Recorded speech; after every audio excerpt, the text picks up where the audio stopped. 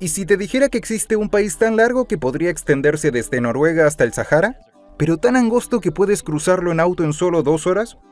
¿O que el lugar más seco del planeta, donde no ha llovido en siglos, está en el mismo país que produce casi el 30% de cobre mundial? Desde el volcán activo más alto del mundo hasta las momias más antiguas del planeta, miles de años anteriores a las de Egipto. Esta es una tierra de extremos imposibles. Bienvenidos a Chile, una franja de territorio encajada entre la imponente cordillera de los Andes y el vasto océano Pacífico que desafía todas las reglas geográficas. Chile es una anomalía geográfica. Se extiende por más de 4.270 kilómetros desde los trópicos hasta la zona subantártica, lo que lo convierte en el país más largo de norte a sur, en relación con su ancho. Para visualizarlo, si colocáramos a Chile sobre Europa, iría desde el norte de Noruega hasta el sur del Sahara en África. A pesar de esa increíble longitud, es sorprendentemente angosto. En promedio, solo 177 kilómetros de ancho. Esta forma alargada está definida por 2 enormes límites: la cordillera de los Andes al este y el océano Pacífico al oeste. Esta geometría única crea un mosaico climático donde puedes pasar del desierto más seco del mundo a tundras alpinas y glaciares sin salir del país. Es un lugar donde, en teoría, puedes esquiar en la montaña y surfear en el océano el mismo día. El desierto de Atacama, en el norte de Chile, no es solo seco, es el lugar no polar más árido del planeta. En algunas zonas no ha caído una sola gota de lluvia en más de 400 años. Esta aridez extrema se debe a una doble sombra de lluvia. Los Andes bloquean la humedad del este, mientras que la fría corriente de Humboldt impide que se forme humedad sobre el Pacífico. El paisaje es tan extraterrestre, con salares, terreno pedregoso y casi sin vegetación, que la NASA lo usa para probar vehículos destinados a Marte. También es un paraíso para astrónomos. El aire seco y la ausencia de contaminación lumínica albergan algunos de los telescopios más potentes del mundo, como el observatorio ALMA. En el Atacama, la geografía no solo define el clima, también abre una ventana al cosmos.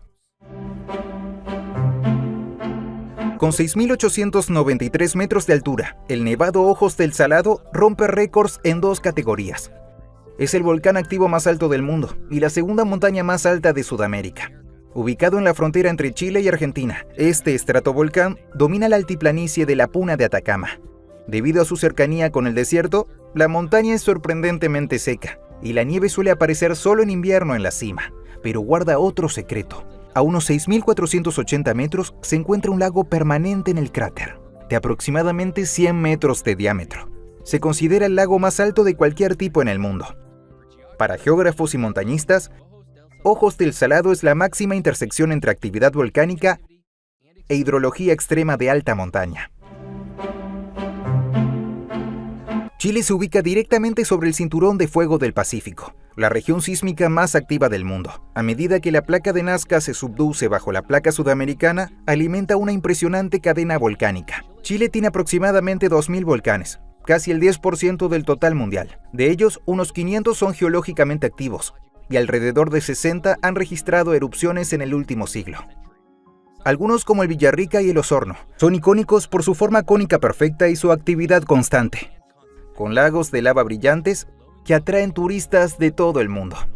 Esta geografía volcánica es un arma de doble filo. Aunque representa un riesgo constante, la ceniza volcánica ha creado algunos de los suelos agrícolas más fértiles del hemisferio sur, especialmente en el fértil Valle Central. El 22 de mayo de 1960, la tierra cerca de Valdivia, Chile, se sacudió con una violencia jamás registrada por la ciencia moderna. Con una magnitud de 9.5, el Gran Terremoto de Chile sigue siendo el evento sísmico más potente jamás medido. La zona de ruptura superó los 1.000 kilómetros de longitud. La energía liberada fue tan inmensa que no solo causó destrucción local, sino que generó un tsunami masivo con olas de hasta 25 metros que cruzaron el Pacífico. Estas olas cobraron vidas en lugares tan lejanos como Hawái, Japón y Filipinas. El terremoto incluso alteró la geografía costera, hundiendo partes del litoral chileno hasta 2 metros. Hoy, este evento es el referente global en sismología y llevó a Chile a desarrollar algunas de las normas de construcción antisísmica más estrictas y avanzadas del mundo. Aunque las grandes pirámides de Giza suelen dominar la conversación sobre entierros antiguos, las momias más antiguas del mundo se encuentran en los valles costeros del norte de Chile. El pueblo Chinchorro, una cultura marítima, comenzó a momificar sus muertos alrededor del año 5050 a.C., unos 2000 años antes que los egipcios. A diferencia de Egipto, donde la momificación estaba reservada a la realeza, los Chinchorro la aplicaban a todos los miembros de la sociedad, incluidos bebés y ancianos. El clima hiperárido del desierto de Atacama ayudó a preservar estos restos durante milenios. Estas momias ofrecen un registro geográfico fascinante de la vida antigua, mostrando cómo los primeros humanos se adaptaron a uno de los entornos más extremos del planeta. En 2021, la UNESCO reconoció los asentamientos Chinchorro y sus sitios de momificación artificial como Patrimonio de la Humanidad, consolidando su lugar en la historia global. A unos 670 kilómetros de la costa chilena se encuentra el archipiélago Juan Fernández, escenario de una historia que borró la línea entre geografía y ficción. En 1704, un marinero escocés llamado Alexander Selkirk fue abandonado en una de estas islas, entonces llamada Más a Tierra. Vivió en total soledad durante 4 años y 4 meses, usando su ingenio para sobrevivir hasta ser rescatado. Su experiencia inspiró la novela clásica Robinson Crusoe de Daniel Defoe. En 1966, el gobierno chileno renombró oficialmente la isla como Isla Robinson Crusoe, en honor a su legado literario.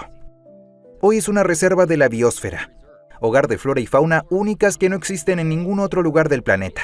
Es un monumento vivo al aislamiento geográfico capaz de convertir una historia de supervivencia en una leyenda mundial. La humilde papa es el cuarto cultivo alimentario más importante del mundo, pero su origen geográfico suele malinterpretarse. Aunque muchos la asocian con los Andes del Perú, investigaciones genéticas revelan que más del 90% de las variedades modernas de papa comparten un ancestro común proveniente del archipiélago de Chiloé, en el sur de Chile. Los pueblos originarios de Chiloé cultivaban cientos de variedades mucho antes de la llegada de los españoles. El clima templado y lluvioso de la isla, junto con su suelo volcánico, fue ideal para desarrollar los tubérculos resistentes que hoy consumimos. Cuando la gran hambruna golpeó Europa en el siglo XIX, fue la diversidad genética de estas cepas chilenas la que permitió crear cultivos más resistentes. Hoy Chiloé funciona como un banco de semillas geográfico, que preserva variedades ancestrales esenciales para la seguridad alimentaria mundial. Durante siglos, la geografía de Chile estuvo definida por un río, el Biobío. Al sur de esta línea vivía el pueblo mapuche, uno de los pocos grupos indígenas de América que logró resistir tanto al imperio inca como a la corona española. Durante más de 300 años, en la Guerra de Arauco, los mapuche aprovecharon los densos bosques, pantanos y el terreno accidentado del sur-centro de Chile para desarrollar una guerra de guerrillas que desconcertó a los ejércitos europeos. Esto creó una frontera histórica única conocida como La Frontera. A diferencia del resto de América Española, colonizada rápidamente, el territorio mapuche permaneció independiente y reconocido por tratados hasta fines del siglo XIX. Esta resistencia geográfica moldeó la identidad cultural de Chile, dando origen a una nación profundamente influenciada por su historia fronteriza y su herencia mapuche. Cuando Charles Darwin llegó a bordo del HMS Beagle en 1835, era más geólogo que biólogo. Su estancia en Chile fue clave para sus teorías sobre la evolución y la edad de la Tierra. Explorando los Andes, Darwin encontró conchas marinas fosilizadas a más de 3.000 metros de altitud. Poco después, presenció un gran terremoto en Valdivia que elevó la línea costera a varios metros. Al conectar ambas observaciones, comprendió que la corteza terrestre no era estática. Las montañas estaban siendo elevadas lentamente durante millones de años por eventos sísmicos repetidos. Esta revelación geográfica le dio el marco de tiempo profundo, necesario para desarrollar su teoría de la selección natural. Chile, con su geología violenta y montañas llenas de fósiles, fue el laboratorio donde Darwin entendió por primera vez que la Tierra es antigua y está en constante cambio.